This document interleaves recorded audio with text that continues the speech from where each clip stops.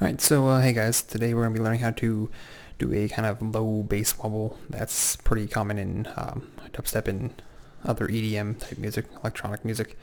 I use Ableton and a VST called Massive, but let's hear what it sounds like first.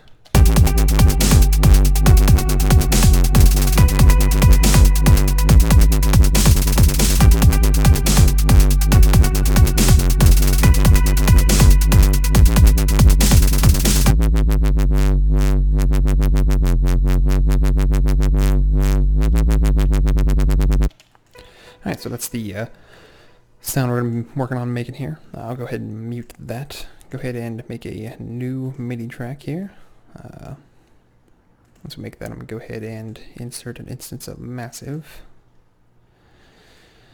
You can see if there are no presets loaded, it's just kind of a very bland version of Massive here.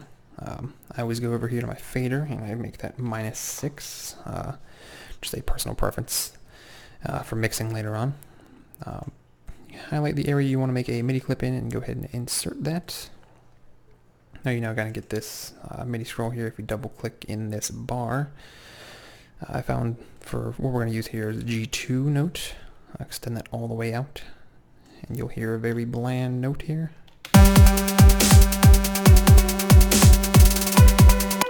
So that's not fun. Let's make that more fun here.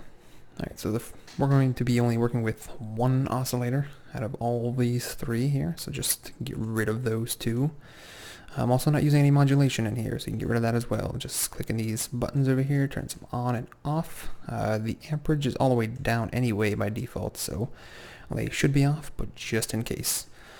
Turn this all the way to square, and then put the pitch down 24. If you just click and drag, you can move it up and down. If you double click on this, it'll reset it to 0, so don't accidentally do that like I do all of the time. You then get this note sounding like, which is way bassier than we had. Go to this fourth envelope tab over here, this little blue one. And this is kind of the motion the wave is making, the sound making. We don't like this for bass. I don't like this for bass. Turn the attack all the way down, decay all the way up, and level all the way up. And you get kind of a louder sound, so you're going to want to turn it down a little bit, just a little bit like that.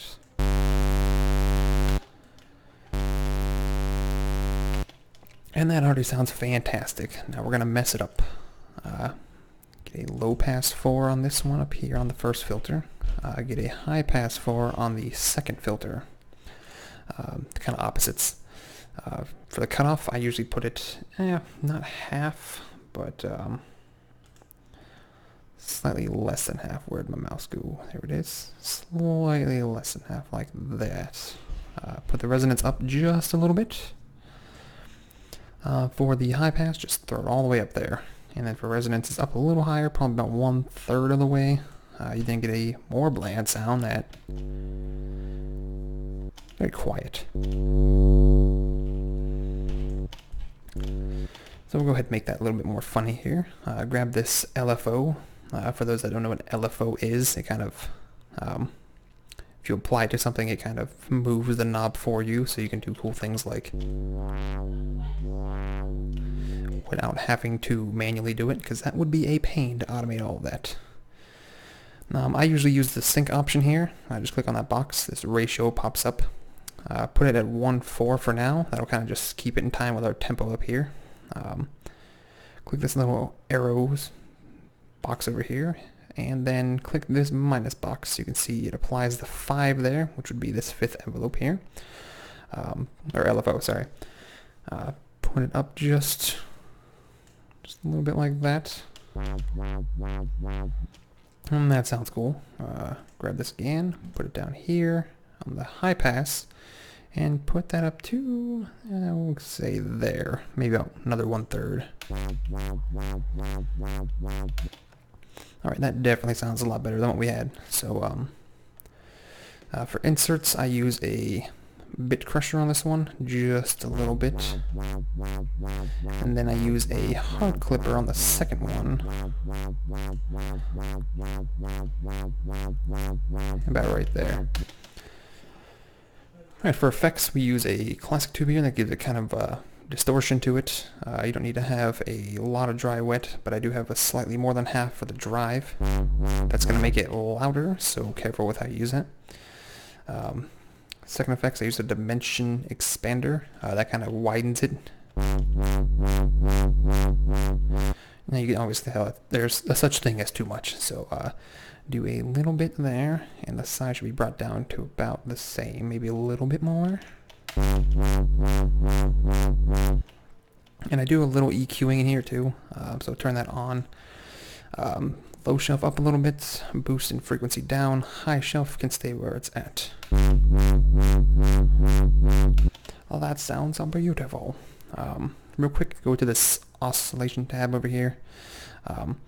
For the pitch bend section here, put it up 2 and then put it down 2. This will give us a nice, not a very wide, but a very nice tight range to work with here in a little bit.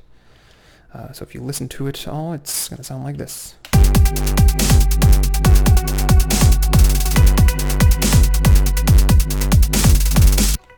Now that's great, but it sounds kind of flat and plain and boring still. So you'll notice this little box over here. It says massive and then has some EQ, peak, whatever. The last thing that you mess with in massive will show up here. For example, if you bring it back up, go over to the LFO, and click on the bottom number here. You'll see it change to mod 5 den. So the denominator for this 5th LFO over here, which is what we want it to be. Go ahead and hit this plus button underneath this. This will kind of drop it down to its own area, kind of like its own separate automation track to work with, which is nice, especially when you're copying and pasting automations or deleting them. You can't really do it up here. So if you go ahead and highlight a section here, you can see that you can click slightly underneath the line and get that whole blue line there. You can drag that up and down, and that'll actually change how fast it kind of moves. So let's hear some examples.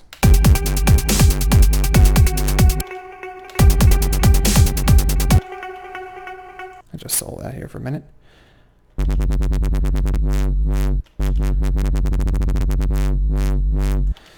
Now what it's actually doing is it's moving this number here automatically without me having to do anything to it.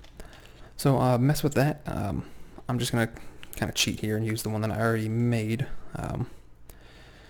Again, hit the plus button. I'm going to go ahead and highlight and delete this. You can't do that if it's not on its own automation track here. It'll delete this whole clip, and that kind of sucks. Let's go ahead and highlight all that. Control C for copy. Click here where I want it to start at. Control V for paste, and you can see we have that whole thing kind of where I wanted it. You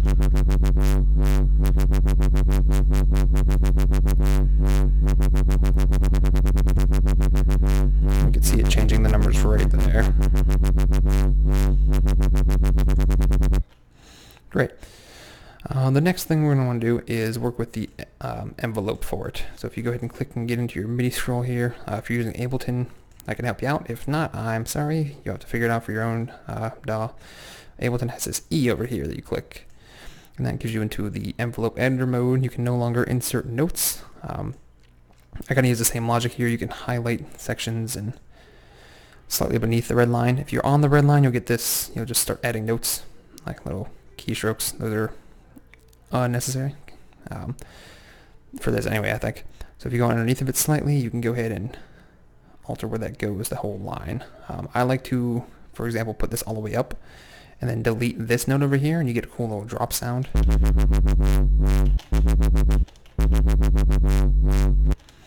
It's subtle because we only have 2 for the pitch bend ratio, but if, for example, I put it up to like 12 for a whole octave, you'll get kind of like a bass drop there.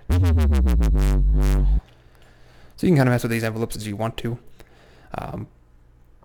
I use 2 for minor changes. 12 is great for whole drops and pitch bends.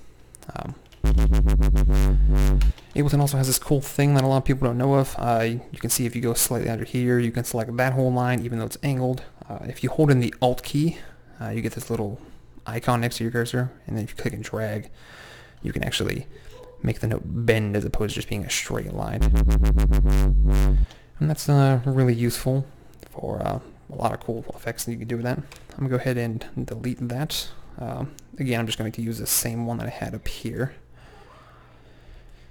Which, yeah, I kind of made a little crazy note over here. Again, they're fun to play with. So go ahead and click that. Same thing, Control C, Control V. As long as you're in this envelope editor mode, you can do that. Maybe click out of it if you want to.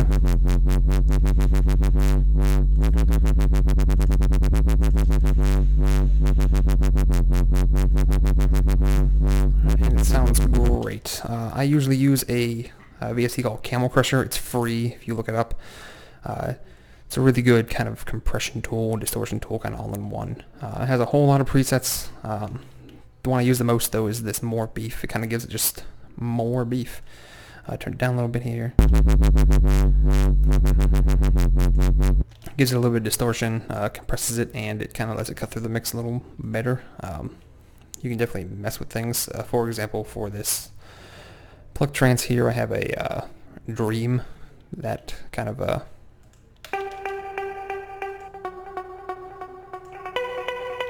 gives it kind of a weird, cool vibe to it that I really like. So you can kind of mess around with it whenever you feel like it and kind of figure out what settings you want work best.